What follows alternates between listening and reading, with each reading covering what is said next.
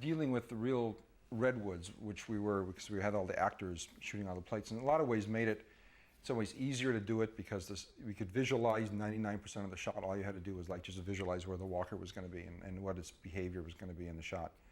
That was a lot of fun shooting that stuff up in Northern California. And with all the pyro charges in the trees and everything going off, and we had multiple cameras shooting the big moments when everything would happen. It was just, it was really spectacular. And then going through all the footage and finding the bits and pieces, that George was going to use for the stuff was really, really pretty neat. The bike chase sequence was a whole different set of problems, and that was like racing through it at 100 miles an hour. And there's no way to do that. We could go along a road, but how do you get rid of the road? And you can run, but you can't run 100 miles an hour on a motorcycle and you'd crash. So that was a whole different thing. I really, in my mind, treated that as a completely different thing than any of the than the walker sequence. At the beginning of the sequence, the original conception of it, George asked Joe and I to figure out sort of, he said, well, here's the beginning of the sequence and here's the end, and you guys kind of, do what you want for the middle and let me know what you got. So we started thinking about it. We did some storyboards on it, and came up with quite a bit of it. And then George looked at that and said, no, that's a good start, but. And then he went and refined it and made it, this big elaborate sequence that it is right now. That was so big that it was hard to even figure out where to begin orchestrating how you're going to make this sequence, because again, it's like 105 shots in 3 minutes. And you've got side views and forward and backwards and explosions and tracking shots and locked off shots, and it's just a huge thing. But the setting is kind of basically sort of the same. So what we did was we did an animatic on it, which was a little version of it with a brand new camera that had just come out, a little video camera that was like only about this big, with a little lens on it. Now they're all over the place, but at this point there wasn't anything really that small. And we did the whole thing on videotape with little model dolls. We had dolls about this big and made little plastic bikes like this and had rods coming out of the back of them, and set up on a table, a 4x8 sheet of plywood, a fur rug that we got from a local fabric store, and some cardboard tubes for the redwood trees, and a couple of lights to light them, and then sort of held these as like little toys. And you could hold the camera then in the other hand. The camera wasn't this big camera for shooting video. It was a small, lightweight one, so that it could be as flexible as the scene needed to be, because the scene had to be really flexible.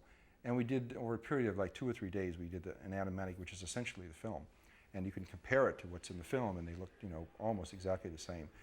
Now that we were out of the storyboard stage and we had visuals to look at, and everybody agreed, yeah, the visual of it, the running footage of this looks really good, then we could break it down into how many shots we had looking to the front, how many shots looking to the back, to the left, to the right, how many were like one-off shots, and then we could schedule it. We thought at the beginning about building a miniature forest that we could race through, motion control, but in order to be able to just get the speed, because the idea behind it was incredible sense of speed, plus there was a huge number of shots. It was like, it's 105 shots in 3 minutes.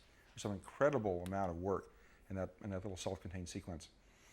But I decided to try a test, and we shot it right at Samuel Taylor Park here in Marin County, of a Steadicam, which is a device that Garrett Brown made years ago. And I actually had Garrett fly out, and we did the test of just walking through, shooting at a very slow frame rate of 1 frame a second. And the Steadicam sort of stabilizes the camera as he's walking through.